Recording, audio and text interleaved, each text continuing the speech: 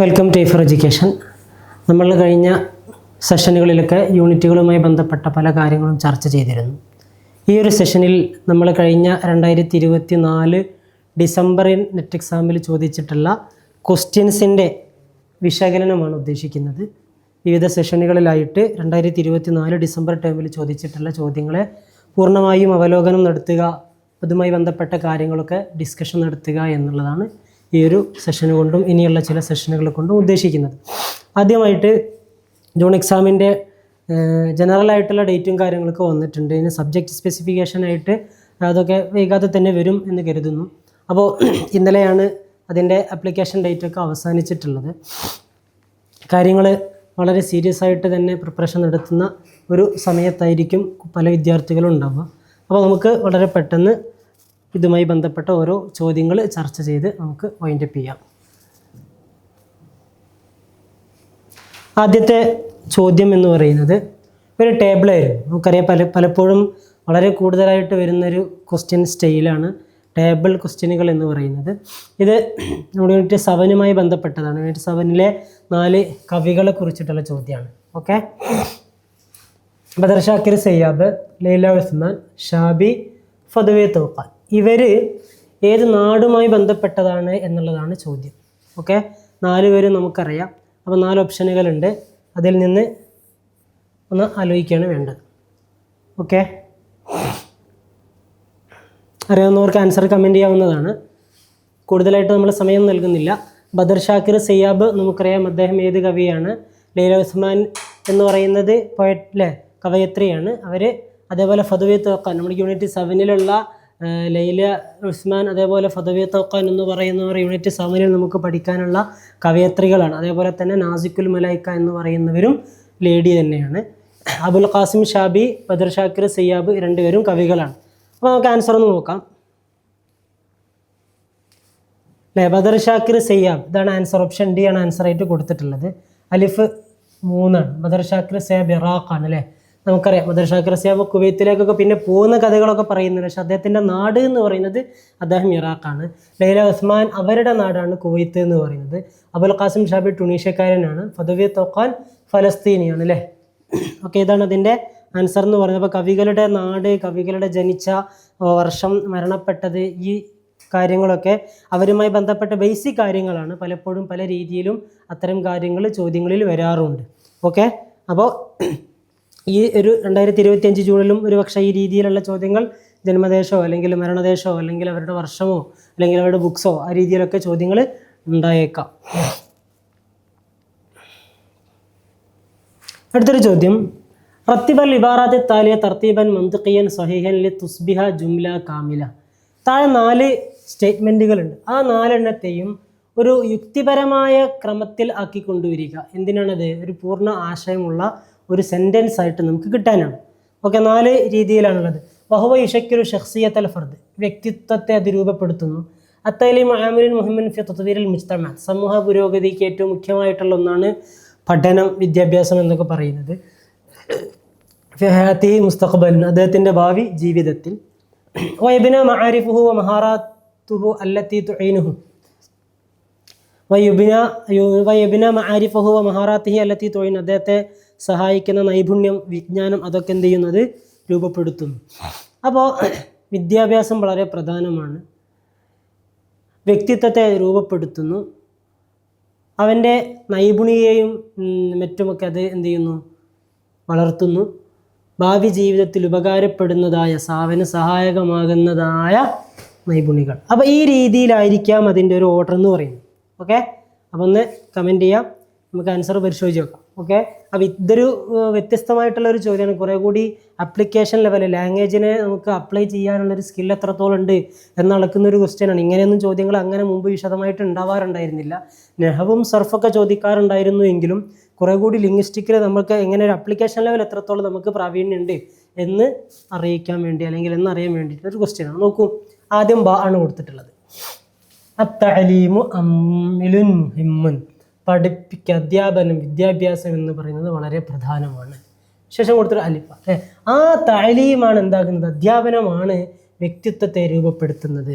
ശേഷം ദാലാണ്, അതെന്ത് ചെയ്യുന്നു, അവൻ്റെ വിജ്ഞാനത്തെ, അവൻ്റെ നൈപുണികളെയൊക്കെ സൃഷ്ടിച്ചെടുക്കുന്നു. അല്ലത്തി എങ്ങനെയുള്ള നൈപുണിയാണ്? തുഈനുഹു അവനെ സഹായിക്കും, ഫി ഹയാത്തിഹി മുസ്തഖ്ബലൻ അവൻ്റെ ഭാവി ജീവിതത്തിൽ. അതാണ് അതിൻ്റെ ഒരു ക്രമം എന്ന് പറയുന്നത്. ഓക്കെ, അപ്പോൾ ഭാഷയിൽ കുറേ കൂടി കഴിവുണ്ടാവുക, സ്കില്ലുണ്ടാവുക എന്ന് പറയുന്നത് കുറച്ച് കാലങ്ങളായിട്ട് NTA അപ്ലൈ ചെയ്യുന്നൊരു സ്റ്റൈലാണ്. പാരഗ്രാഫിലൂടെയൊക്കെ നമുക്ക് മാർക്ക് സ്കോർ ചെയ്യാൻ പറ്റണമെങ്കിൽ നമുക്ക് നല്ല ലാംഗ്വേജ് സ്കിൽ ഉണ്ടായിരിക്കണം. അപ്പോൾ അതിൻ്റെയൊക്കെ അപ്പുറത്തേക്ക് വളരെ കൃത്യമായിട്ട് തന്നെ സ്റ്റേറ്റ്മെൻറ്റുകൾ തന്നിട്ട് ഡിസോർഡർ ആക്കിയിട്ട് അതിനെ ഓർഡർ ആക്കാൻ വേണ്ടി ചോദിക്കുന്നു എന്നുള്ളത് ലാംഗ്വേജ് സ്കില്ല്, വൊക്കാബുലറി ഇതെല്ലാം അവർ കൂടുതലായിട്ട് പരിഗണന കൊടുക്കുന്നുണ്ട് എന്ന് നമുക്ക് മനസ്സിലാക്കാൻ പറ്റും. റത്തിബുൽ അലാമൽ മദ്കൂരിൻ അദ്നാഹു അസ്ബത്ത് സനവാത്തി വഫാത്തിഹിം തനാസുലിയൻ. ഈ നൽകപ്പെട്ടിട്ടുള്ള ഉദബായിനെ അവരുടെ വഫാത്തിൻ്റെ വർഷം അനുസരിച്ച് തനാസുലിയാക്കുക. തർത്തീബ് തസാഉദി എന്താണ്, തർത്തീബ് തനാസുലി എന്താണ് എന്ന ഒരു വേറെ തന്നെയുള്ളൊരു വീഡിയോ നമ്മൾ ഹൈഫറിൻ്റെ യൂട്യൂബിൽ ചെയ്തിട്ടുണ്ട്. അപ്പോൾ തർത്തീബ് തനാസുലും തസാഉദിയും കുട്ടികൾക്ക് പലപ്പോഴും കൺഫ്യൂഷൻ ഉണ്ടാവുന്നതാണ്. അത് ഒരു ക്ലാരിറ്റി വരുത്താൻ വേണ്ടി ആ വീഡിയോ നിങ്ങൾക്ക് കാണാവുന്നതാണ്. അപ്പോൾ അത് തനാസുലി എന്ന് പറയുമ്പോൾ ഇങ്ങനെ ഇറങ്ങി വരികയാണ് അല്ലേ, താഴോട്ട് ഇറങ്ങി വരികയാണ്. അപ്പോൾ വലുതിൽ നിന്ന് ചെറുതിലേക്ക് വരിക എന്നുള്ളതാണ് ഈ ഒരു ഓർഡർ കൊണ്ട് ഉദ്ദേശിക്കുന്നത്. തസാഉദി എന്ന് പറയുമ്പോൾ നേരെ വിപരീതമായിരിക്കും, ചെറുതിൽ നിന്ന് വലുതിലോട്ട് പോവുകയാണ്. അപ്പോൾ വഫാത്തിൽ ഏറ്റവും വലുതിൽ നിന്ന് ചെറുതിലേക്കാണ് വരേണ്ടത്. വഫാത്തിൽ വലിയ ആളെന്ന് പറഞ്ഞാൽ ഇപ്പോൾ 300 മരിച്ച ഒരാളുണ്ട്, 400 മരിച്ച ഒരാളുണ്ട്. അപ്പോൾ 300 400 നോക്കിയാൽ 400 വലുത് അല്ലേ. അപ്പോൾ 400 മരിച്ച ആളാണ് വലുത് എന്നല്ല കരുതേണ്ടത്, 300 മരിച്ച ആളാണ് വലുത്. കാരണം ഇതിനിപ്പോൾ ക്രിസ്തുവർഷം നോക്കുകയാണെങ്കിൽ ക്രിസ്തുവർഷം 300 മരിച്ച ആൾ ഇപ്പോൾ 2025 എത്തുമ്പോൾ അയാൾക്ക് ഒരുപാട് വർഷം മരിച്ചിട്ട് അയാളെക്കാൾ 100 വർഷം കുറവാണ് ആര് 400 മരിച്ച ആളെന്ന് പറയുന്നത്. അപ്പോൾ സ്വാഭാവികമായിട്ടും ഈ സംഖ്യകൾ നോക്കിയിട്ട് വലുത് 400 അപ്പോൾ വലിയ ആൾ 400 മരിച്ച ആളാണെന്ന് കരുതരുത്. ഇവിടെ മരിച്ചവരിൽ വലിയ ആൾ 300 മരിച്ച ആളായിരിക്കും. മരിച്ചവരിലേക്ക് നോക്കുമ്പം ചെറിയ ആളാണ് 400 മരിച്ചത്. നമ്മളോട് ചോദിച്ചിട്ടുള്ളത് വലുതിൽ നിന്ന് ചെറുതെന്ന് പറഞ്ഞാൽ ഈ സംഖ്യകൾ ചെറുത് വലുതാക്കാനല്ല നമ്മളോട് പറഞ്ഞിട്ടുള്ളത് ഈ മരണപ്പെട്ടവ കണക്കനുസരിച്ച് ഇവരിൽ വലിയ ആളിൽ നിന്ന് ചെറിയ ആളിലേക്ക് വരിക എന്നുള്ളതാണ്. അപ്പോൾ ഇതൊക്കെ ഉന്ദുലുസുമായി ബന്ധപ്പെട്ട കവികളാണ് അല്ലേ. സ്വാഭാവികമായിട്ടും നമുക്ക് ആ ഓർഡറിൽ തന്നെ അറിയാലോ. ഇബ്നു ദറാജ് അൽ ഖസ്തലി മരണപ്പെടുന്ന വർഷം നമുക്കറിയാം, ഇബ്നു ഹാനി മരണപ്പെടുന്ന അറിയാം, ഇബ്നു സൈദൂനിൻ്റെ അറിയാം, ഇബ്നു ഖഫാജിൻ്റെ അറിയാം. അപ്പോൾ ഇത്തരം ചോദ്യങ്ങൾ നമുക്ക് എല്ലാ ഓപ്ഷനും ചിലപ്പോൾ അറിഞ്ഞോളണമെന്നില്ല. എന്നാൽ ഇബ്നു ഖഫാജ് ഇവരിൽ 500 സമയത്തൊക്കെയാണ്, അപ്പോൾ അദ്ദേഹം ഏറ്റവും ലാസ്റ്റാണ് എന്ന് ചിലപ്പോൾ ചില കുട്ടികൾക്ക് അറിയാൻ പറ്റും. അപ്പോൾ അങ്ങനെ അറിയുന്ന ആളുകൾ എന്താ നോക്കേണ്ടത്? ഇതിപ്പോൾ അറബി ആയതുകൊണ്ട് പൊതുവെ ഇങ്ങോട്ടായിരിക്കും ഉണ്ടാവും. ABCD ആണ് ചിലപ്പോൾ ഇവിടുന്ന് അങ്ങോട്ടായിരിക്കും അതിൻ്റെ ഒരു സ്റ്റൈൽ ഉണ്ടാവുക. ഓക്കെ, അപ്പോൾ ഇത് അറബി ആയതുകൊണ്ട് ജാദ ആ രീതിയിലായിരിക്കും. അപ്പോൾ നമ്മൾ ഇതിലേറ്റവും അവസാനത്തെ ആളാരായിരിക്കും? ഇബ്നു ഖഫാജ ആയിരിക്കും എന്നൊരു ധാരണ ചിലപ്പോൾ കുട്ടികൾക്ക് ഉണ്ടാവും. ബാക്കിയൊന്നും അവർക്ക് ഒരു ഐഡിയ ഉണ്ടാവില്ല. അപ്പോൾ അങ്ങനെയാണെങ്കിൽ നമ്മൾ ആദ്യം നോക്കേണ്ടത് ഇനി മൊത്തം ടെസ്റ്റ് ചെയ്യണം, നമുക്ക് അറിയില്ലല്ലോ. അപ്പോൾ അലിഫ് അവസാനം വരുന്ന എത്ര ഓപ്ഷൻ ഉണ്ട് നോക്കുക. ഒറ്റ ഓപ്ഷൻ അല്ലെങ്കിൽ നമുക്ക് ആൻസർ സിമ്പിളായിട്ട് കിട്ടും. നോക്കൂ, ഇവിടെ അലിഫ് അവസാനമായിട്ട് വരുന്നത് എത്ര ഉള്ളത്? ഒറ്റൊന്നേ ഉള്ളൂ. അപ്പോൾ നിങ്ങൾക്ക് ഒറ്റ ഒരാൾ അറിഞ്ഞാൽ തന്നെ ഒരു പക്ഷേ ആൻസറിലേക്ക് എത്താൻ പറ്റും. ഇനി ചില ആളുകൾക്ക് ഇബ്നു ഹാനി നേരത്തെ മരിച്ചതാണെന്ന് അറിയാം. ഇബ്നു ഹാനി 360 ആ സമയത്ത് മരിക്കുന്നുണ്ട്. ഇബ്നു ദറാജ 400 സംതിങ്ങിലാണ് മരിക്കുന്നത്. ഇബ്നു സൈദൂൻ 400 സംതിങ്ങിലാണ് മരിക്കുന്നത്. അപ്പോൾ 300 സംതിങ്ങിൽ മരിക്കുന്ന ഇബ്നു ഹാനി ആയിരിക്കും ആദ്യം വരാമെന്ന് ചിലപ്പോൾ ചില ആളുകൾക്ക് അറിയാൻ പറ്റും. അപ്പോൾ അങ്ങനെയാണെങ്കിൽ നോക്കുക, ഓപ്ഷനിൽ ആദ്യം ബ വരുന്ന എത്ര എണ്ണം ഉണ്ട്? ഒറ്റൊന്നേ ഉള്ളൂ. ചിലപ്പോൾ 2 എണ്ണം ഉണ്ടാവും. അപ്പോൾ നമുക്ക് അടുത്തൊരാളെയും കൂടി നമുക്ക് ചെക്ക് ചെയ്ത് നോക്കേണ്ടി വരും. ചിലപ്പോൾ തുടക്കം അറിയാൻ പറ്റും. അപ്പോൾ തുടക്കത്തിൽ ബ വരുന്ന 2 3 ഉണ്ടാവും, പക്ഷേ തുടക്കത്തിൽ ബായും അവസാനത്തിൽ അലിഫും വരുന്ന ഒന്നേ ഉണ്ടാവും ചിലപ്പോൾ. അപ്പോൾ ആ രീതിയിലൊക്കെ നമുക്കറിയാവുന്ന വിവരങ്ങൾ വെച്ചിട്ട് ഇതിൽ നിന്ന് നമുക്ക് ആൻസറിലേക്ക് എത്താനുള്ള പഴുതുകളുണ്ടോ എന്നാണ് ആദ്യം അന്വേഷിക്കേണ്ടത്. അല്ലാതെ ഇയാൾ ഇപ്പോൾ ഏത് വർഷമായിരുന്നു മരിച്ചത് ഇങ്ങനെ കാൽക്കുലേറ്റ് ചെയ്തിട്ട് സമയം പോകും. അപ്പോൾ അതിന് നിൽക്കരുത്. നമുക്കറിയുന്ന കാര്യങ്ങൾ തന്നെ ആൻസറിലേക്ക് എത്താൻ പര്യാപ്തമാണോ ആദ്യം ചെക്ക് ചെയ്ത് നോക്കുക. അങ്ങനെയാണെങ്കിൽ പിന്നെ ബാക്കിയുള്ള ഒരു കണക്കിലേക്കും പോവേണ്ടതില്ല. അപ്പോൾ നമ്മൾ നിഗമനം വെച്ചിട്ട് ഓപ്ഷൻ സി ആണ് ആൻസർ ആവേണ്ടത്. നമുക്കൊന്ന് ചെക്ക് ചെയ്ത് നോക്കാം ആൻസർ ഏതാണ് എന്നുള്ളത്. ഓക്കെ, അപ്പോൾ ഈ രീതിയിൽ നമ്മുടെ ഉള്ള വിവരം വെച്ചിട്ട് തന്നെ ചിലപ്പോൾ ആൻസർ കിട്ടും. അപ്പോൾ അത് വഴി നോക്കണം. എന്നിട്ട് നമ്മൾ അതിലൊന്നും നമുക്ക് ആൻസർ കിട്ടുന്നില്ലെങ്കിൽ മാത്രമേ വിശദമായിട്ട് കാര്യങ്ങളിലേക്ക് പോവേണ്ടതുള്ളൂ. ഓക്കെ, ഇബ്നു ഹാനി മരിക്കുന്നത് 362-ലാണ്, ഇബ്നു ദറാജ മരിക്കുന്നത് 421-ലാണ്, ഇബ്നു സൈദ് 462 463 കാലത്താണ്, ഇബ്നു ഖഫാജ 6-ാം നൂറ്റാണ്ട് 533-ലാണ്. അപ്പോൾ ആ ക്രമം കൃത്യമായിട്ട് ഓർമ്മ ഉണ്ടാവും. ഓക്കെ, ഇനി അടുത്തത് വളരെ പ്രധാനപ്പെട്ട എന്നാൽ വളരെ സിമ്പിളായിട്ടുള്ളൊരു ചോദ്യമാണ് അല്ലേ. ഹരീരിയുടെ മക്കാമാത്തുകളുടെ എണ്ണം എത്രയാണ്? 60 ആണോ, 90 ആണോ, 50 ആണോ, 80 ആണോ? ഓക്കെ, ഒന്ന് ആൻസർ ചെയ്യൂ. ഹരീരിയുടെ മക്കാമകളുടെ എണ്ണം എന്ന് പറയുന്നത് നോക്കാം 50 ആണല്ലേ. നമുക്ക് വളരെ സിമ്പിളാണിത്. കാരണം നമുക്ക്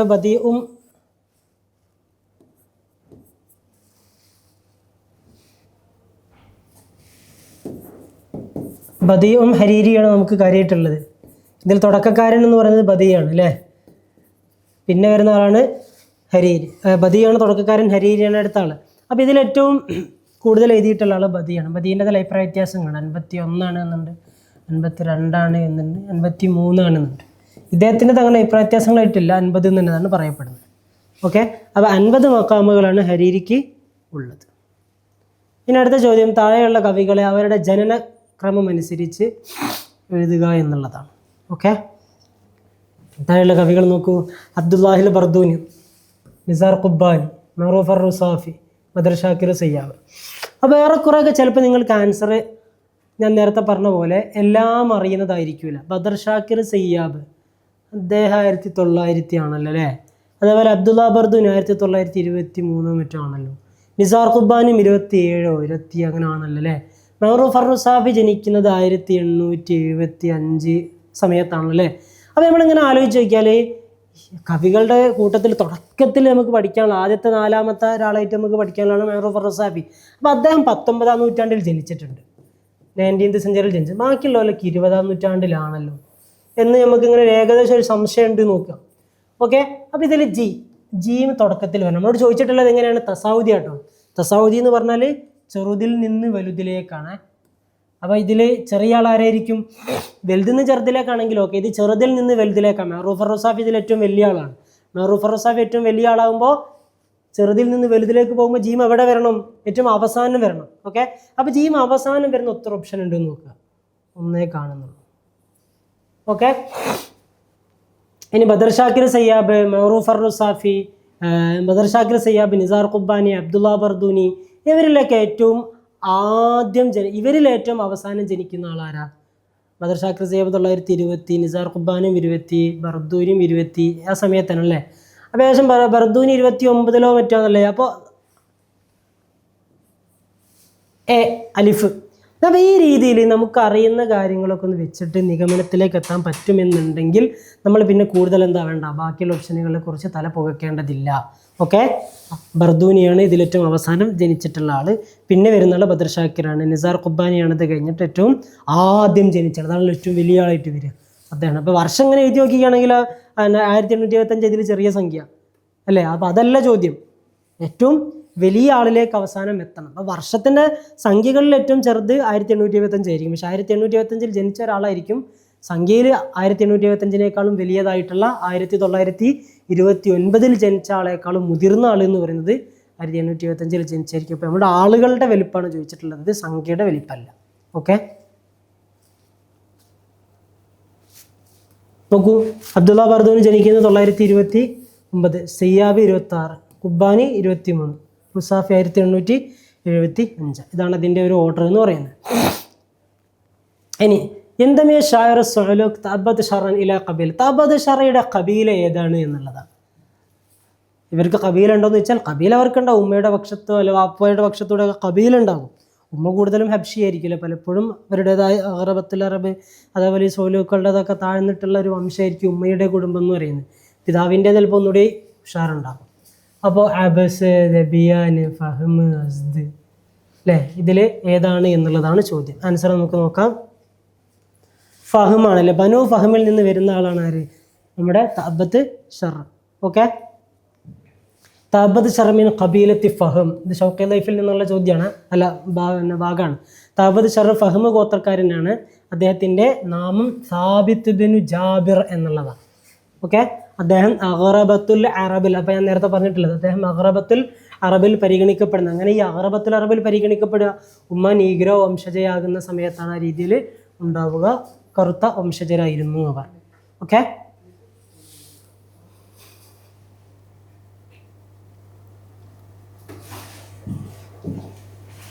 ഇനി ഷംഫരിയോ, ഷംഫരി അവാസ് മിൻ അഷീറത്തി ഇവാസ് എന്ന് പറയുന്നവരിൽ നിന്നല്ലേ, അദ്ദേഹം അസ്ദിയാണ്. അപ്പം നമ്മൾ ഓപ്ഷനിലുള്ള ഒറ്റൊന്ന് അസ്ദാണ്. നേരത്തെ 4 ഓപ്ഷനിൽ ഒന്ന് ചോദിച്ചിട്ടുള്ള ഏതാണ്? അസ്ദാണല്ലോ. അപ്പോൾ ഷംഫരി അസ്ദ് വിഭാഗക്കാരനാണ്. ഓക്കെ, പിന്നെ നമ്മുടെ ഉർവ അബ്സിയാണ്, ഉർവത്ത് ബിൻ വർദൽ അബ്സിയാണ്. അപ്പോൾ ആ രീതിയിൽ 4 നമ്മൾക്ക് സാലീക്ക് കവികളിൽ പഠിക്കാനുള്ള 3 പേരുടെയും ഗോത്രത്തിൻ്റെ ഓപ്ഷനുകളാണ് അതിലുള്ളത്. ഓക്കെ, ഇനി നഖദുമായി ബന്ധപ്പെട്ട ഗ്രന്ഥമല്ല ഏത്? ഗിർബാലാണോ, ഫിഷീറുൽ ജാഹിലിയാണോ, അഷായറാണോ? അഷീർ വഷാറ ആണ്. അഷായർ അല്ലേ? അഷായർ എന്ന് പറയുന്നത് നഖ്ദുമായി ബന്ധപ്പെട്ട രചന അല്ല. യൂണിറ്റ് 7 ഒരു വിവർത്തനം എന്നുള്ള നിലക്കൊക്കെ നമ്മൾക്ക് ഷായർ പഠിക്കാനുണ്ട് അല്ലേ? ഇനി മുസ്തഫ്ഇലുൻ ഫാഇലുൻ മുസ്തഫ്ഇലുൻ ഫാഇലുൻ മുസ്തഫ്ഇലുൻ ഫാഇലുൻ മുസ്തഫ്ഇലുൻ ഫാഇലുൻ ഇത് ഏത് വസനാണ് അല്ലെങ്കിൽ ഏത് ബഹറിൻ്റെ വസനുകളാണ് എന്നുള്ളതാണ്. യൂണിറ്റ് 5 വളരെ പ്രധാനമായി ഇപ്പോൾ ചോദ്യങ്ങൾ വരുന്നൊരു ഭാഗമാണ് ഇൽമുൽ അറൂദ് പ്രോസഡിയിലെ. ഇപ്പോൾ പ്രോസഡിയുമായി ബന്ധപ്പെട്ട് കുറേ കാര്യങ്ങളൊക്കെ എന്ത് ചെയ്യണം, പഠിക്കണം എന്ന് ആണ്. ഇത് വളരെ സിമ്പിളായിട്ടുള്ള ചോദ്യമാണ്. നമ്മൾ നിലവിൽ ഇൽമുൽ അറൂദുമായി ബന്ധപ്പെട്ട ചോദ്യങ്ങൾ എടുത്ത് നോക്കുമ്പോൾ ഇത് വളരെ സിമ്പിളാണ്. പണ്ട് ഇതൊക്കെ ഭയങ്കര ടഫ് ചോദ്യമായിരുന്നു, പക്ഷേ ഇപ്പോൾ ഇതൊക്കെ വളരെ സിമ്പിളാണ്. നമുക്ക് ഖഫീഫിൻ്റേത് എങ്ങനെയാണ്? ഖഫീഫിൻ്റെ വസന ഫാഇലാത്തുൻ മുസ്തഫ്ഇലുൻ എന്നൊക്കെയാണ് അല്ലേ? തവീലിൻ്റേതോ ഫഊലുൻ മഫാഈലുൻ. വസീത്തിൻ്റേത് കാമിലിൻ്റേത് മുത്തഫാഇലുൻ മുത്തഫാഇലുൻ മുത്തഫാഇലുൻ അങ്ങനെ പോകും അല്ലേ? അപ്പോൾ വസീത്തിൻ്റെ നമുക്ക് അറിയില്ല എന്ന് വിചാരിച്ചോളൂ, ബാക്കി 3 അറിയാം. എന്നാൽ പിന്നെ ആര് തന്നെ ആയിരിക്കും? വസീത്ത് തന്നെ ആയിരിക്കും. മുസ്തഫിറും ഫാഇലുൻ എന്ന് പറയുന്നത് ബഹറ് വസീത്തിൻ്റേതാകുന്നു. ഓക്കെ, അപ്പോൾ ബഹറുകൾ നമുക്ക് 4 എണ്ണമാണ് പഠിക്കാനുള്ളത്. ത്വബീലുണ്ട്, കാമിലുണ്ട്, വസീത്ത്, ഖഫീഫ്. ഈ 4 നമുക്ക് നമ്മുടെ സിലബസിൽ പഠിക്കാനുള്ളതാണ് കേട്ടോ. ഇനി ഇത് മുമ്പൊക്കെ ചോദിക്കാറുണ്ടായിരുന്നു, വീണ്ടും 1-2 ചോദ്യങ്ങൾ ഇത് ഈ രീതിയിൽ വന്നിട്ടുണ്ട്. താഴെയുള്ളവയെ എന്ത് ചെയ്യണം? അതിൻ്റെ സുലാസി മാദ്ദ പരിഗണിച്ചിട്ട് എഴുതാൻ. എങ്ങനെ എഴുതണം? അലിഫ്-ബാ ഓർഡറിൽ. എന്ന് പറഞ്ഞാൽ അതിൻ്റെ ഇപ്പോൾ അക്ഷരങ്ങൾ എടുത്തു നോക്കിയാൽ ഇതിൻ്റെ തുടക്കത്തിൽ വരുന്ന അക്ഷരങ്ങൾ ഉണ്ടാവുമല്ലോ, അതിന് അലിഫ്-ബാ ക്രമത്തിലാക്കണം. എന്ന് പറഞ്ഞാൽ ഇപ്പോൾ ഹ ദാല് മീമ് ആണ് എങ്കിൽ ഇതാണ് ആദ്യം വരുന്ന അക്ഷരം, പിന്നെ അതാണ്, പിന്നെ നമ്മൾ അലിഫ് ബാത്ത ഹജീം ഹ ദാല് അതുണ്ടെന്ന സമയത്തുള്ള ക്രമമാണ് ഉദ്ദേശിക്കുന്നത്. ഇഖ്തിനാഖ്, അപ്പോൾ അവിടെയൊക്കെ നോക്കുമ്പോൾ ഒക്കെ അലിഫാ. അപ്പോൾ എല്ലാത്തിൻ്റെ തുടക്കത്തിൽ അലിഫ്, പിന്നെ രണ്ടാമത്തത് ഹ, രണ്ടാമത്തത് സ, അപ്പോൾ ജീമ് ഹ സ ഫ. ആ രീതിയിൽ ആണ് നമുക്ക് ഉറപ്പിക്കാൻ പറ്റില്ല. നമ്മളോട് ചോദിച്ചിട്ടുള്ളത് അതിൻ്റെ സുലാസി മാദ്ദകൾ എടുക്കണം. അപ്പോൾ സുലാസി മാദ്ദകൾ എടുക്കുന്ന സമയം നിലവിൽ ഇത് 5 എണ്ണുള്ളതാണ്. ഇഖ്തിനാഖ് എന്ന് പറഞ്ഞാൽ ഇഖ്തനഖ ഫീലാണിൻ്റെ മസ്ദറാണ് അല്ലേ? അപ്പോൾ ഇഖ്തനഖ 5 അക്ഷരം ഉണ്ട് അല്ലേ? അപ്പോൾ ഈ 5 അക്ഷരത്തിൽ 3 എണ്ണമാണ് ഇതിൻ്റെ ബേസ് ചെയ്യുന്നത്. ഇപ്പോൾ 2 എണ്ണം സായിദയായിരിക്കും. ഇതാണ് സായിദ. ഇത് ഇഫ്തഅല വസൻ. അപ്പോൾ നമ്മൾ വസന് നോക്കണം. ഇഫ്തഅല വസനാണിത്. ഇഫ്തഅല വസനിൽ ഏതൊക്കെയാണ് സായിദ? ഏതൊന്നിൻ്റെയും മാദ്ദ എന്ന് പറയുമ്പോൾ ഫഅല, അത് ബേസ് ആയിരിക്കും, അതുണ്ടാവും, അത് ഒഴിവാക്കിയിട്ട് പരിപാടിയില്ല. അപ്പോൾ ഫഅല എന്ന് പറയുന്നതിൻ്റെ സ്ഥാനത്ത് അതൊരു ഫ്രെയിമാണ്. അതിൻ്റെ സ്ഥാനത്ത് വരുന്ന ഹുറൂഫുകൾ അക്ഷരങ്ങൾ എന്തായിരിക്കും? ബേസ് ആയിരിക്കും. അതിനെ പുറത്തുള്ളതായിരിക്കും സായിദ. അപ്പോൾ ഇഫ്തഅല വസന് സായിദയാവുന്നത് അലിഫ് സായിദയായി വന്നതാണ്, താഉം സായിദയായി വന്നതാണ്. അപ്പോൾ ഈ അലിഫും താഉം സായിദയാണ്, ബാക്കിയുള്ളത് അവിടെ അസിലാണ്. അപ്പോൾ ഇഖ്തനഖയിൽ നിന്ന് അലിഫും താവും മാറ്റിയാൽ ബാക്കി ഖനഖ എന്നാണുള്ളത്. ഓക്കെ, ഇനി ഇസ്തിഹാമും ഇഫ്തഅല വസൻ തന്നെയാണ്. ഇസ്തിഹാം എന്ന് പറയുന്നത് ഇസ്ദഹമയുടേതാണ്. ഇസ്ദഹമ എന്ന് പറയുമ്പോൾ അങ്ങനത്തെ ഒരു വസൻ ഇഫ്തഅല വസൻ ഉണ്ടോ? ഇഫ്തഅല എന്നൊരു വസൻ ഇല്ലല്ലോ. അപ്പോൾ ഇതെങ്ങനെയാണ്? ഇത് ഇഫ്തഅല തന്നെയാണ്. അപ്പോൾ ഈ ഇഫ്തഅല എങ്ങനെ ദാലായി മാറിയിട്ടുള്ളത്? ഫാഫീലിൻ്റെ സ്ഥാനത്ത് സായൊക്കെ വരുന്ന സമയത്ത് എന്ത് ചെയ്യും? അതിൻ്റെ ദാലായി മറയും എന്നൊരു നിയമമുണ്ട്. ഇപ്പം നമ്മൾ ഇസ്തുലാഹ് എന്നൊക്കെ നമ്മൾ പറയുന്നില്ലേ, ഇതേതാ വസന്? ഇത് ഇസ്തുലാഹ വസനാണ്. ഇസ്തുലാഹ എന്ന് പറഞ്ഞാൽ ഇഫ്തഅല വസനാണ്. ഇഫ്തഅല. അപ്പോൾ സ്വാലാഹയിൽ നിന്നാണ് ഇത് ഉണ്ടായിട്ടുള്ളത്. അപ്പോൾ ഈ താ എങ്ങനെ ആയത്? അത് ഫാഫീലിൻ്റെ സ്ഥാനത്ത് സ്വാദോ ലാദോ താഓ ദാഓ വന്നാൽ ഈ സായിദയായിട്ടുള്ള തായിനെ നമുക്ക് ഒരു കോർവയുടെ ഭാഗമായി ഇതിനോട് മഖ്റജൊക്കെ ഒപ്പിക്കാൻ വേണ്ടിയിട്ട് ആക്കി മറയ്ക്കും. അപ്പോൾ ഈ ഇഫ്തഅലയെ തായിനെ ആക്കി മറയ്ക്കുന്ന പ്രക്രിയയൊക്കെ നേരത്തെ അല്ലെങ്കിൽ ചില വസനുകളിൽ പ്രത്യേകമായിട്ട് ഉള്ളതാണ്. അപ്പോൾ അതിൻ്റെ ഭാഗമായിട്ടാണ് ഇസ്തഹമ എന്നുള്ളത് ഇസ്ദഹമ എന്നായി മാറിയിട്ടുള്ളത്. അപ്പോൾ ഇവിടുത്തെ അസ്ലിയ അക്ഷരങ്ങൾ ഏതാണ്? സഹമയാണ്. ഓക്കെ, പിന്നെ അടുത്തത് ഇജ്തിനാബ്. ഇത് ഇജ്തനബയാണ്. ഒക്കെ ഇഫ്തഅല വസനാണ് അല്ലേ? ഇജ്തനബയാണ്. അതിൽ അക്ഷരങ്ങൾ അലിഫും താവും കളഞ്ഞാൽ പിന്നെ ജനബ. ഇത് കുറേ കൂടി സിമ്പിളായിട്ടുള്ള ചോദ്യമായിട്ട് മുമ്പ് വന്ന് ചോദിച്ചിട്ടുള്ളത് വളരെ ടഫ് ചോദ്യമായിരുന്നു. ഓക്കെ, ഇനി ഇഫ്തിയാലിൻ്റെ ഫീല് ഇഫ്തഅലയാണ്. നമ്മൾ നേരത്തെ അവിടെ വിശദീകരിച്ചത് സായിദ ഒഴിവാക്കിയാൽ ഫഅല എന്നുണ്ടാകുക. ഫഅല. ഓക്കെ, അപ്പോൾ ഇതിലെ തുടക്കങ്ങൾ നോക്കൂ. തുടക്കങ്ങൾ ഏതൊക്കെയാണ്? ഖാ ഉണ്ട്, സാ ഉണ്ട്, ജീം ഉണ്ട്, ഫാ ഉണ്ട്. ഇതിന് അക്ഷരമാലാക്രമത്തിൽ അലിഫ് ബ ത സ ജീം. ജീം ആദ്യം വരും, പിന്നെ ഹ ഹ വരും, പിന്നെ സ വരും, പിന്നെയാണ് ഫ വരുന്നത്. അപ്പോൾ ജീമിൻ്റെത് ഏതാണ്? ഈ ജിത്തിനാബ്. അതിൻ്റെ നമ്പറും ജീം തന്നെ കേട്ടോ, ജീം. ഇനി ഇഖ്തിനാഖിൻ്റേത് അലിഫ്. ഈ മൂന്നാമത് വരുന്നത് ഇസ്തിഹാം ബാ. നാലാമത് വരുന്നത് ജഅബദ എന്ന് പറയുന്ന ഒരു ബാബുണ്ടോ നോക്കി, ജഅബദ അവിടെ കാണുന്നുണ്ട്, ജഅബദ. ഓക്കെ, കാര്യങ്ങൾ ക്ലിയർ ആയതെന്നാണ് വിചാരിക്കുന്നത്. അതിൻ്റെ മാദ്ദയിലേക്കാണ് നമ്മുടെ നോട്ടം. ജഅബദ, അതാണ് ഇതിൻ്റെ ആൻസർ എന്ന് പറയുന്നത്. അടുത്ത് നോക്കൂ, താഴെയുള്ളതിനെ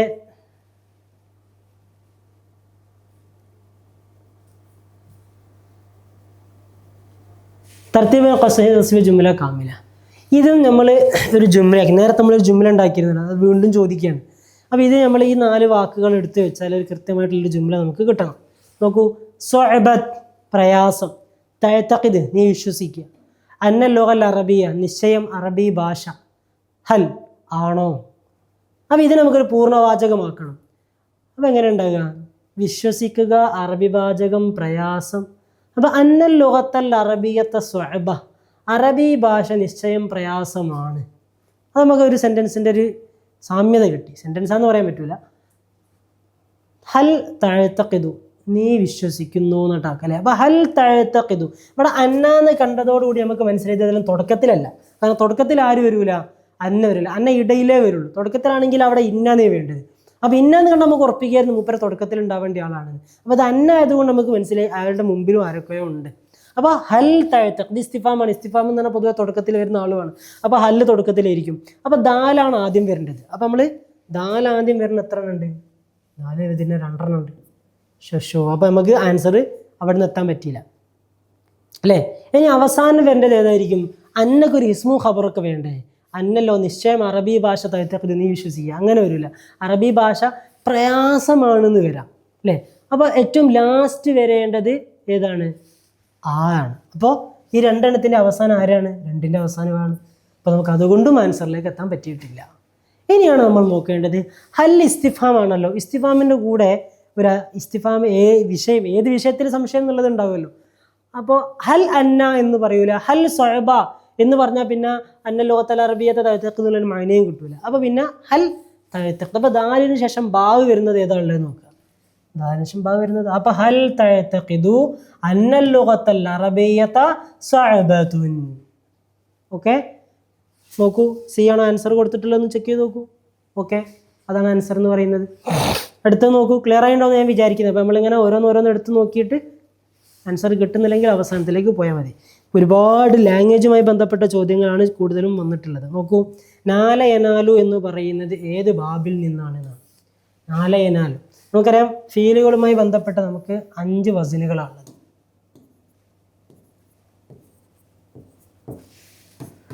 ഫഅല, ഫഅല, യഫ്അലു. ഇത് ഫഅല യഫ്ഇലു. ഇത് ഫഅല യഫ്ഉലു. ഇതും ഫഅലാണ് കേട്ടോ. ഇനി ഫഇല യഫ്അലു. ഇത് ഫഉല യഫ്ഉലു. ഇങ്ങനെ 5 വസനുകളാണ് അറബിയിൽ.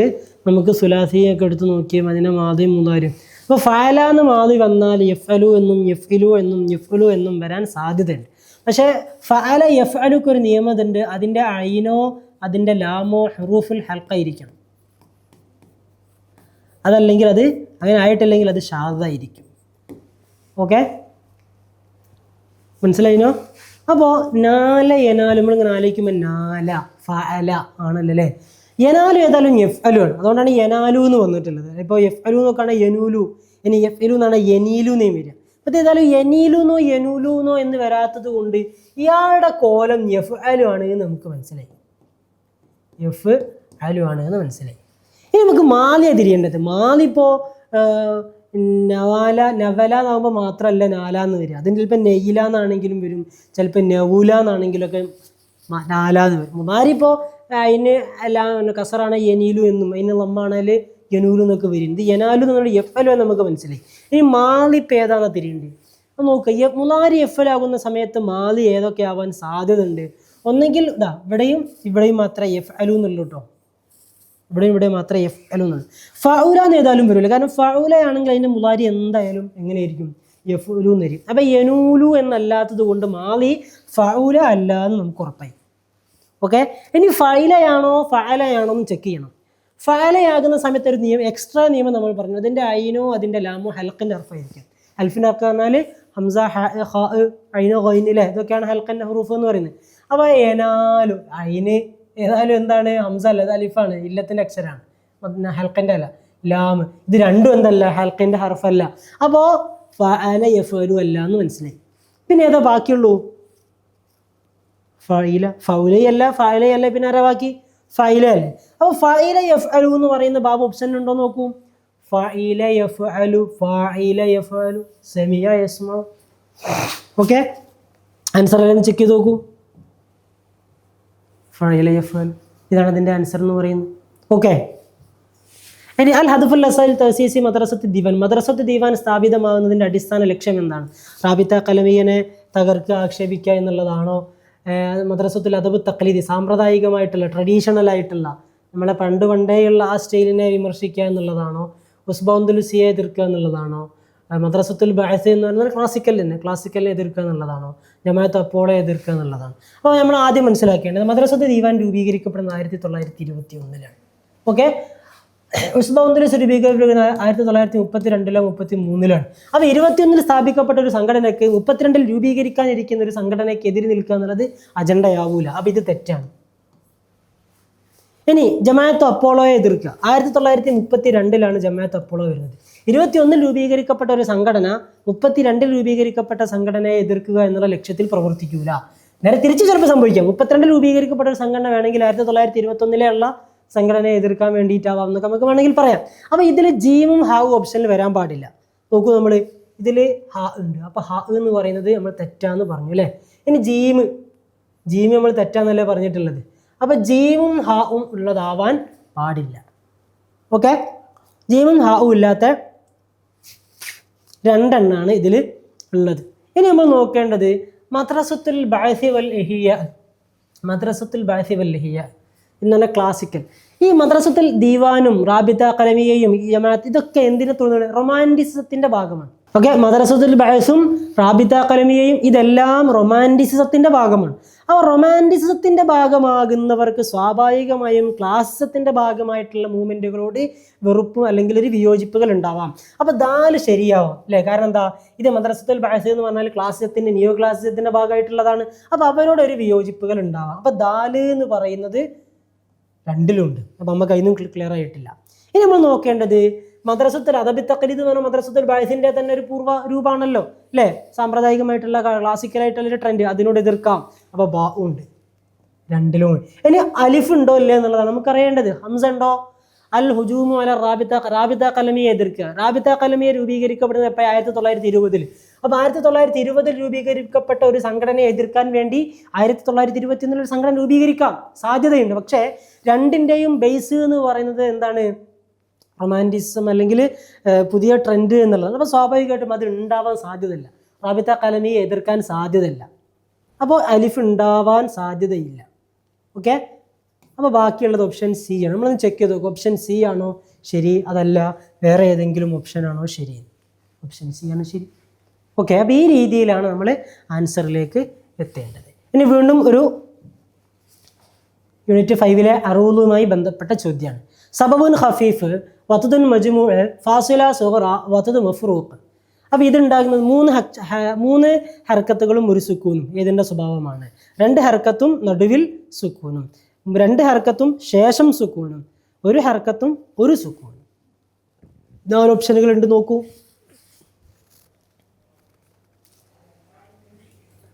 കൂടുതലായിട്ട് ഇനി വിശദീകരിക്കുന്നില്ല, പെട്ടെന്ന് പറഞ്ഞ് അവസാനിപ്പിക്കാം.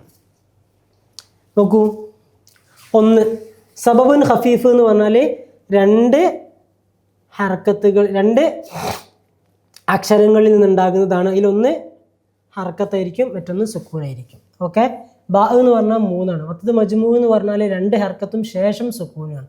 ഫാസില സൂറ എന്ന് പറഞ്ഞാൽ 3 ഹർക്കത്തും ശേഷം സുക്കൂനും. മൊത്തത് മഫ്രൂഖ് എന്ന് പറഞ്ഞാൽ 2 ഹർക്കത്ത് അതിനിടയിൽ ഒരു സുക്കൂൻ. ഇതാണ് അതിൻ്റെ ഒരു സ്വഭാവം എന്ന് പറയുന്നത്. ഓക്കെ, യൂണിറ്റ് 5 പ്രധാനപ്പെട്ട ഒരു സംഗതിയാണ് ഇൽമുൽ അറൂദ്. ആ ഇൽമുൽ അറൂദ് നോക്കൂ, നമ്മൾ ഇങ്ങനെയാണ് നമ്മളെ ബഹർ വസന് അതിൻ്റെ കാര്യങ്ങളൊക്കെ നമ്മൾ ട്രാൻസ്ക്രൈബ് ചെയ്യുക ഈ രീതിയിലാണ്. ഇപ്പോൾ ഇംഗ്ലീഷിൽ ഫൊണറ്റിക്സിൽ നമ്മളിങ്ങനെ ഓരോന്ന് എഴുതലുണ്ടല്ലോ, അതേപോലെ അറബിയിൽ ബഹറുകളെ ഇങ്ങനെയാണ് നമ്മൾ ട്രാൻസ്ക്രൈബ് ചെയ്യുക. നോക്കൂ,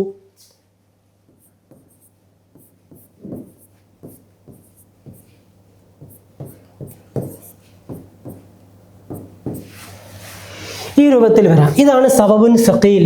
സബബുൻ സഖീൽ 2 ഉണ്ടെങ്കിൽ സബബായിരിക്കും. ആ 2 2 ഹർക്കത്തുള്ളതാണെങ്കിൽ കുറച്ച് വെയിറ്റ് വന്നു, സഖീലായി.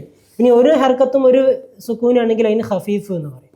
അപ്പോൾ 2 ഉണ്ടെങ്കിൽ അത് സബബായിരിക്കും. ഓക്കെ, ഇനി 3 നോക്കണം. 3 ഉണ്ടെങ്കിൽ അതിന് നമ്മൾ പറയുക വത്ത് എന്ന്. 3 ഹർക്കത്തുകൾ അടുപ്പിച്ച് വന്നില്ലേ, ലാസ്റ്റ് സുക്കൂന് വന്നാൽ മജ്മൂ ആണ് അല്ലേ, ജംആ വന്നിട്ടുള്ളത്, ചേർന്നുകൊണ്ടാണ് ഹർക്കത്ത് വന്നിട്ടുള്ളത്. ഇനി അതല്ല ഇടയിൽ 2 വേർപിരിച്ച് വന്നാൽ മഫ്രൂഖ്, ഫർക്ക് സംഭവിച്ചു, ഹർക്കത്തുകൾക്കിടയിൽ ഫറക്കാക്കി സുക്കൂനെ കൊണ്ട്. ഇനി ഫാസില 3 ഹർക്കത്തും ഒരു സുക്കൂനും, അതെന്തായി ഫാസില സുഗറ, ചെറിയതാണ്, 3 ഹർക്കത്താണ്. മറ്റേതോ ഫാസില കുബ്ര, 4 ഹർക്കത്ത്. അപ്പോൾ ഫാസില കുബ്ര, ഫാസില എന്ന് പറഞ്ഞ സാധനം ഉണ്ടോ എന്നൊക്കെ അഭിപ്രായ വ്യത്യാസമുണ്ട്. കാരണം ഫാസില കുബ്ര എന്ന് പറഞ്ഞാൽ എന്താ, അത് 2 ഫാസിലത്തല്ലേ, 2 സബബ് സഖീൽ എന്ന് പറയാൻ പറ്റുമല്ലോ. ഫാസില സുഗറ എന്ന് പറഞ്ഞാൽ അതിനെക്കുറിച്ചിട്ട് നമുക്കൊരു സബബ് സഖീൽ എന്നും ഒരു സബബ് ഖഫീഫും കൂടി ചേർന്നതാണ് എന്ന് പറയാലോ. അപ്പോൾ ഈ രീതിയിൽ ഇൽമുൽ അറൂദ് എന്ന് പറയുന്നതിൻ്റെ ബഹറുകളെ നമ്മൾ മനസ്സിലാക്കുന്ന സമയത്ത്, അല്ലെങ്കിൽ കവിതകളെ നമ്മൾ മനസ്സിലാക്കുന്ന സമയത്ത്, അത് ഏത് ബഹറിലാണ് ഏത് വസനിലാണ് എന്ന് നമ്മൾ ഈ രീതിയിൽ ഇങ്ങനെ ട്രാൻസ്ക്രൈബ് ചെയ്തിട്ടാണ് ഇത്. അപ്പോൾ നമ്മൾ നേരത്തെ പറഞ്ഞ ഫഊലുൻ എന്ന് പറയുന്ന അല്ലേ, ഫഊലുൻ നോക്കൂ, ഫഊലുൻ ലുൻ കേട്ടോ, ഇതാണ് ഫൗലുൻ എന്ന് പറയുന്ന ട്രാൻസ്ക്രിപ്ഷൻ എന്ന് പറയുന്നത്. അപ്പോൾ ഈ രീതിയിലാണ് നമ്മൾ എന്താ വേണ്ടത്, വസനുകൾ. ഇപ്പോൾ പരീക്ഷ ബൈത്ത് വന്നിട്ട് ഏത് വസനിൽ പെട്ടതാണെന്ന് ചോദ്യം വരും. അപ്പോൾ ആ രീതിയിലാണ് നമ്മൾ എഴുതേണ്ടത്.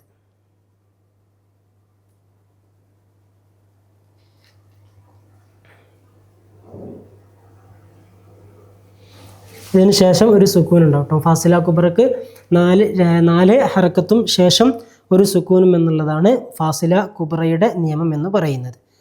ഓക്കെ, ഇത് വളരെ പ്രധാനപ്പെട്ട ഇപ്പം കൂടുതലായിട്ട് ചോദിക്കുന്നൊരു ചോദ്യമാണ്. ഇനി അല ഇന്നഹും ഹുമുൽ മുഫ്സിദൂൻ എന്നുള്ളതിൽ അലയുടെ റോൾ എന്താണെന്നുള്ളതാണ്. അല തഫ്സീറിന് വേണ്ടി വന്നതാണോ, തംബീഹിന് വേണ്ടി വന്നതാണോ, ഈജാബിന് വേണ്ടി വന്നതാണോ, ഇസ്തിഫാമിന് വേണ്ടി വന്നതാണോ? അല അറിയണം അല്ലെ, ഒരു ഉണർത്തലാണ് അല്ലേ. അപ്പം അത് സ്വാഭാവികമായിട്ടും തംബീഹിന് വേണ്ടി വന്നതായിരിക്കും. ഇനി വസീർ റുക്നുദ്ദൗലയുടെ മന്ത്രിയൊക്കെയായി ഉയർന്നിട്ടുള്ള 328 റുക്നുദ്ദൗലയുടെ മന്ത്രിയൊക്കെ ഉയർന്നിട്ടുള്ള ആളാരാണ്? നമുക്കറിയാം, അബ്ദുൽ ഹമീദ് അൽ കാത്തിബ് 132 മരണപ്പെടുന്ന ആളാണ്. ഖാദി ഫാദിൽ കുറച്ചുകൂടി കഴിഞ്ഞിട്ട് വരുന്ന ആളല്ലേ. സാഹിബ് അനുബാദ് 385 തന്നെയാണ്. അപ്പോൾ സാഹിബ് അനുബാദും ഇബ്നുൽ ഹമീദുമാണ് കുറേ കൂടി. പക്ഷേ റുക്നുദ്ദൗലയിലേക്ക് കുറച്ച് കൂടുതലായിട്ട് യോജിക്കുന്നത് ആരായിരിക്കും? 328 328 എന്ന് പറയുമ്പോൾ സാഹിബ് അനുബാദിൻ്റെ ഒരു വയസ്സ് അത്ര തന്നെ അങ്ങോട്ട് ഇതായിട്ടുണ്ടാവില്ല. അപ്പോൾ അത് ഇബ്നുൽ ഹമീദ് എന്ന് പറയുന്നവരാണ്. ഇബ്നുൽ ഹമീദ് 360 സമയത്ത് മരണപ്പെടുന്നുണ്ട്. ഇനി അതിനുള്ള അബാഉൽ-അജ്ദാദ് അതിനുള്ള ഫറായിനത്തു ഷിദാദ്, എവിടെ നമ്മുടെ പൂർവികർ, എവിടെ അതിശക്തരായിരുന്ന ഭരണാധികാരികളായ ഫറോവന്മാർ. അല്ലം നികൂനു അക്സറ മിൻകും മാലം വഅത്വൽ അജാല. ഇത് ആരുടെ വാചകമാണ്? ഇത് ഖുസ്സിൻ്റേതാണ്. അദ്ദേഹം ഇത് ദുൽമജാസിൽ പറഞ്ഞതാണ്, സൂഖ് ഉക്കാദിൽ പറഞ്ഞതാണ്. ഇത് അക്സമിൻ്റേതാണ്, അദ്ദേഹം സൂഖുൽ മജ്നിയിൽ പറഞ്ഞതാണ്. 5 സ്റ്റേറ്റ്മെൻറ്റുകളിൽ ഏതൊക്കെയാണ് ശരിയെന്നുള്ളതാണ്. ഇത് അതിനെ അബാഉൽ-അജ്ദാദ് സ്വാഭാവികമായിട്ടും ആരുടേതാണ് നമുക്കൊരു ധാരണ ഉണ്ടാകും, ഖുസ്സിൻ്റേതാണ് അല്ലേ. ഖുസ് പ്രഭാഷണം നടത്തിയിട്ടുള്ളത് എവിടെ വെച്ചായിരുന്നു? സൂഖ് ഉക്കാദിൽ വെച്ചായിരുന്നു. അപ്പോൾ അലിഫും ജീമും ഉണ്ടോ എന്ന് നോക്കുക. അലിഫും ജീമും ഉണ്ട്. അലിഫും ജീമും മാത്രം എന്നൊരു ഓപ്ഷൻ ഉണ്ട്, അത് ശരിയാണ്, നമുക്ക് ചെക്ക് ചെയ്ത് നോക്കാം. ഓക്കെ, സൂഖ് ഉക്കാദിൽ വെച്ച് അദ്ദേഹം പ്രഭാഷണം നടത്തുന്ന നബി സല്ലല്ലാഹു അലൈഹി വസല്ലം കണ്ടിരുന്നു എന്നൊക്കെ ഉണ്ടല്ലോ അല്ലേ. ഈ ശരിയായിട്ടുള്ള സ്റ്റേറ്റ്മെൻറ്റ് ഏതാണ്? മാ തുൻഫിഖു ഫിൽ ഖൈരി, നിങ്ങൾ ഖൈറിൽ നീ ചെലവഴിച്ചാൽ തുജസ് ബിഹി, നിനക്ക് പ്രതിഫലം കിട്ടും. തുജസ് ജാസ വിട്ടുകിടക്കുക എന്നുള്ളതൊക്കെയാണ് അവിടെ ഉദ്ദേശിക്കപ്പെടുക അല്ലേ. ഇനി മാ തുൻഫിഖു ഫിൽ ഖൈരി തുജ്സാബി, മാ തുൻഫിഖു ഫിൽ ഖൈരി തജ്സീബി, മാ തുൻഫിഖു ഫിൽ ഖൈരി തുജ്സബി. അപ്പോൾ ഇതിൽ നമ്മൾ പൊതുവായിട്ട് മനസ്സിലാക്കേണ്ട നിയമം ഇന്നിൻ്റെ ഷർത്ത് ഇന്ന് അതിൻ്റെ മാനയിൽ വരുന്ന അല്ലെങ്കിൽ അതിൻ്റെ രൂപത്തിൽ വരുന്ന മാ മത്ത അങ്ങനെ കുറേ ഉണ്ട് ഷർത്തിൻ്റെ അദാത്തുകളായിട്ട് ഇന്നിൻ്റെ മാനയ്ക്ക് വരുന്നത്. അപ്പോൾ അവകളുടെ ഒരു ഡ്യൂട്ടി എന്ന് പറഞ്ഞാൽ 2 എണ്ണത്തിന് ജസ്മ് ചെയ്യുക എന്നുള്ളതാണ്. അപ്പോൾ 2 എണ്ണത്തിന് ജസ്മ് കിട്ടണം. മാ തുൻഫിഖു എന്ന് പറയുമ്പോൾ ജസ്മ് കിട്ടിയിട്ടില്ല, മാ തുൻഫിഖു എന്ന് പറയുമ്പോൾ ജസ്മ് കിട്ടിയിട്ടില്ല. മാ തുൻഫിഖ് ഇവിടെ ജസ്മ് കിട്ടി, തജ്സീ എന്ന് പറയുമ്പോൾ ഇവിടെ ജസ്മില്ല. കാരണം ഇവിടെ മർഫൂ ആയതുകൊണ്ടാണല്ലോ, ഈ മുഅ്തല്ലുകളുടെ അവസാനത്തെ കളയൽ കൊണ്ടാണ് അവകളുടെ ജസ്മ് എന്നുള്ളതാണ്. മുഅ്തല്ലായ ഫീലുകൾ അതിൻ്റെ അവസാനം കളയപ്പെടും. അതിൽ നമ്മൾ അതിൻ്റെ തസ്നിയ ജമ്മ് രൂപത്തെക്കുറിച്ചല്ല പറയുന്നത്. മുഫ്രദാകുന്ന സമയത്ത് ഈ മുഅ്തല്ലായ ഫീലുകളുടെ അവസാനം കളഞ്ഞുകൊണ്ടായിരിക്കും അതിൻ്റെ ജസ്മ്. ജസ്മ് എന്ന് പറഞ്ഞാൽ ഇപ്പോൾ നമ്മൾ സുകൂൻ എന്നൊക്കെ മനസ്സിലാക്കുക സിമ്പിളായിട്ട്, സുകൂനല്ല എന്നാലും ആ രീതിയിൽ മനസ്സിലാക്കുക. മാ തുൻഫിഖ് ഫിൽ ഖൈരി തജ്സി. അപ്പോൾ അവിടെ ഒരു ഭാഗത്തെ ജസ്മുള്ളൂ. മാ തുൻഫിഖ് തുജ്സ അല്ലേ, തുജ്സ തുജ്സ എന്നായിരുന്നു വേണ്ടിയിരുന്നത്, ജസ്മിന് വേണ്ടിയിട്ട് അവസാനം കളഞ്ഞതാണ്. അപ്പോൾ ഇവിടെ 2 ജസ്മ് കിട്ടിയിട്ടുണ്ട്. അപ്പോൾ ഇങ്ങനെ 2 ജസ്മ് കൊടുക്കപ്പെടുക എന്നുള്ളത് അല്ലെങ്കിൽ കൊടുക്കുക എന്നുള്ളതാണ് ഇവകളുടെ ഡ്യൂട്ടി. അപ്പോൾ അത് പാലിക്കപ്പെട്ടത് ഓപ്ഷൻ ഡിയിൽ മാത്രമാണ്. ഇനി താഴെയുള്ളതെന്ന് ശരിയേതാണ്? കം ജവാദിൻ ഫിൽ മൈദാൻ, എത്ര ആൾക്കാരാണ് മൈതാനിലുള്ളത്? കം കിതാബൻ ഖറഅത ഹദൽ ഉസ്ബു, ഈ ആഴ്ച നീ എത്ര പുസ്തകം വായിച്ചു? കം കുത്തുബൻ ഖറ അഹ്മദ് ഫി ഷഹരിൽ മാദി, കഴിഞ്ഞ മാസം അഹമ്മദ് എത്ര പുസ്തകം വായിച്ചു? കം കുത്തുബൻ ഇഷ്തറഹ. അപ്പോൾ ഇതൊരു ക്വസ്റ്റ്യനാണ്. ഇസ്തിഫാമിൽ കമ്മ് 2 രൂപത്തിലുണ്ട്. കമ്മ് ഇസ്തിഫാമിയും വരും ഖബരിയും വരും. ഖബരി ആയിട്ടും ഉണ്ട്, ഇസ്തിഫാമി ആയിട്ടുണ്ട്. അപ്പോൾ ഇത് ഇസ്തിഫാമിയാണ്, കാരണം ഇവിടെയൊക്കെ ചോദിച്ചിട്ടുണ്ട്. അപ്പോൾ ഇസ്തിഫാമിയായ കമ്മിനൊരു സ്വഭാവമുണ്ട്. ഇസ്തിഫാമി ആയാലും ഖബരി ആയാലും ശേഷം ഉണ്ടാവുക തമ്മീസാണ്. ആ തമ്മീസിൻ്റെ ഇറാബ് എന്ത് എന്നുള്ളത് നമ്മൾ കൃത്യമായിട്ട് മനസ്സിലാക്കിയാണ്. അതേപോലെ അതിൻ്റെ സ്വഭാവം എന്ത്. ഒന്ന്, ഇസ്തിഫാമിയായ കമ്മിൻ്റെ തമ്മീസ് മൻസൂബായിരിക്കണം, മറ്റൊന്ന് മുഫ്രദായിരിക്കണം. ഓക്കെ, മറ്റൊന്ന് മുഫ്രദായിരിക്കണം. നോക്കൂ, കം ജവാദിൻ, ജവാദ് ജവാദിൻ എന്നുള്ളത് ഓക്കെ മൻസൂബല്ല, ജവാദിൻ എന്നാണല്ലോ പറഞ്ഞിട്ടുള്ളത്. മൻസൂബാണെങ്കിൽ അവിടെ അലിഫ് കാണുമല്ലോ, അത് കാണുന്നില്ല. കം കിതാബൻ, ഇത് മൻസൂബാണ്, കിതാബ് എന്നുള്ളത് മുഫ്രദുമാണ്. കം കുത്തുബൻ മൻസൂബാണ്, പക്ഷേ മുമ്പ് ജമ്മ, മുഫ്രദായിട്ട് വന്നിട്ടില്ല, ജമ്മായിട്ടാണ് വന്നത്. കം കുത്തുബൻ ഇവിടെയും ജമ്മായിട്ടാണ് വന്നത്. ആ ഓപ്ഷൻ ബി ശരിയാവാനുള്ളൊരു സാധ്യത കാണുന്നുണ്ട് അല്ലേ. ഓപ്ഷൻ ബി ആണ്, കാരണം അത് മുഫ്രദാണ്. ഓക്കെ, അപ്പോൾ ഇസ്തിഫാമിൻ്റെ കമ്മിൻ്റെ സ്വഭാവം അത് മുഫ്രദായിരിക്കും, അത് മൻസൂബായിരിക്കും. കം അബ്ദൻ എന്നൊക്കെ ആയിരിക്കും പറയുക. ഖബരിയായ കമ്മ് എന്ന് പറയുമ്പോൾ, ഖബരി എന്ന് പറഞ്ഞാൽ കുറേ എണ്ണം, എത്ര കം അബ്ദൻ എത്ര ആൾക്കാരെ എന്നുള്ള, എത്ര അടിമയെ, അപ്പോൾ അത് മജ്റൂറായിട്ടാണ് വരേണ്ടത്. ഓക്കെ, ഇനി അൽ കാത്തിബുല്ലദി ലൈസ മിനൽ ഉസൂലിൽ അറബി, അറബി പേരില്ലാത്ത കാത്തിബ് ആരാണ്? സിമ്പിളാണ് അല്ലേ. അബ്ദുൽ ഹമീദ് അൽ കാത്തിബിനെ കുറിച്ചിട്ടാണ് ആ രീതിയിൽ പരാമർശം വരാറുള്ളത്. ഇനി അടുത്ത ചോദ്യം, താഴെയുള്ള സ്റ്റേറ്റ്മെൻറ്റ് കളിക്കാം. ഇലിയ അബുമാദി മജല്ല അറബിയിൽ ഉണ്ടായിട്ടുണ്ട്. മജല്ലത്തു സമീർ അദ്ദേഹം തുടക്കത്തിൽ വർഷത്തിൽ 1 എന്നുള്ള രൂപത്തിൽ പ്രസിദ്ധീകരിച്ചു. ഇലിയ അബുമാദി അമേരിക്കയിൽ കുറച്ചുകാലം കച്ചവട സ്ഥാപനത്തിലുണ്ടായിരുന്നു. ജദാവിൽ അദ്ദേഹത്തിൻ്റെ നസരിയും ഷൈരിയുമായിട്ടുള്ള രചനയാണ്. ഇലിയ അബുമാദി അൽ ഫത്താത്ത് എന്ന് പറയുന്ന മാഗസിൻ എഡിറ്റ് ചെയ്തിട്ടുണ്ട്. ഇതിലേതാണ് ശരി എന്നുള്ളതാണ്. 5 സ്റ്റേറ്റ്മെൻറ്റുകളിൽ അലിഫ് ജാ ഹ. നോക്കൂ, അദ്ദേഹം മജല്ലത്തുൽ അറബിയിൽ ഉണ്ടായിട്ടുണ്ട് എന്നുള്ളത് ശരിയാണ്. അദ്ദേഹം അമേരിക്കയിൽ ഈ രൂപത്തിൽ പ്രവർത്തിച്ചിട്ടുണ്ട് എന്നുള്ളതും ശരിയാണ്. ജെയ്ദ് അൽ ഫത്താത്തിൻ്റെയും ആളാണ്. ജദാവിൽ എന്ന് പറയുന്നത് നസരിയും ഷെരിയുടെ അല്ല അല്ലേ. ഓക്കെ, അതിൽ വർഷത്തിൽ 1 എന്നുള്ള നിലക്ക് അല്ല എന്തായിട്ടുള്ളത് സമീർ പ്രസിദ്ധീകരിക്കപ്പെട്ടിട്ടുള്ളത്. സമീർ എങ്ങനെയായിരുന്നു എന്നുള്ളതൊക്കെ നമ്മൾ യൂട്യൂബിൽ തന്നെ ഇലിയ അബുമാദിയുടെ ഒരു സെഷനിൽ വിശദമായിട്ട് പറയുന്നുണ്ട്. ഇനി താഴെയുള്ളത് ടേബിളല്ല, ടേബിളാക്കി കൊടുത്തുന്നുള്ളൂ. ജോഡിയിൽ ഏതാണ് തെറ്റ് എന്നുള്ളതാണ്. കശ്ഫുദ്ദുനൂൻ അജി ഖലീഫ, കാമിൽ മുബറദ്, മുജബുല്ലദബ യാഖുത്തുൽ ഹമവി, ഫുതൂഹുൽ ബുൽദാൻ ഇബ്നു ഖല്ലിക്കാൻ്റെതല്ല. ഇബ്നു ഖല്ലിക്കാൻ്റെത് വഫയാത്താണെന്ന് നമുക്കറിയാം. അപ്പോൾ ഈ ഫുതൂഹുൽ ബുൽദാൻ എന്ന് പറയുന്നത്, അപ്പോൾ ഓർമ്മയിൽ ഉണ്ടായിരിക്കുക, ഈ രൂപത്തിൽ വേണ്ടിയിട്ട് 6 ബുക്സ് അവരിൻ്റെ ഓതേഴ്സ് എന്നുള്ള നിലക്കുള്ള ഒരു കമ്പാരിസൺ ഓർമ്മയിൽ ഉണ്ടാവണം. ഇനി ഇംഗ്ലീഷ് ട്രാൻസ്ലേഷൻ എന്നുള്ളത് ദഅമ് നമ്മൾ സപ്പോർട്ട്, സബ്സിഡി ആ രീതിയിലൊക്കെ നമ്മൾ പറയാറുണ്ട്. ഇസ്ഹാമാത്ത് അല്ലേ, എന്താണ് അദ്ദേഹത്തിൻ്റെ സംഭാവന എന്ന് ചോദിക്കാറുണ്ട്. എങ്ങനെയുള്ള സംഭാവനകൾ? ഇസ്ഹാമാത്തുൻ അദബിയ, അദ്ദേഹത്തിൻ്റെ ലിറ്റററി കോൺട്രിബ്യൂഷൻ, ആ അർത്ഥത്തിലാണ്. അത്തരം സംഭാവനകൾക്കാണ് നമ്മൾ ഇസ്ഹാം പൊതുവെ ഉപയോഗിക്കുക. തബറുആത്തുൻ ദീനിയ, ദീനി സംഭാവന, അത് നമ്മളിങ്ങനെ പൈസ അങ്ങനത്തെ ഒരു തബറു, അതോട് ഉദ്ദേശിക്കുന്നത്. തലഖും മാലി എന്ന് പറഞ്ഞാൽ വില വർധന, ഇൻഫ്ലേഷൻ, ആ രീതി.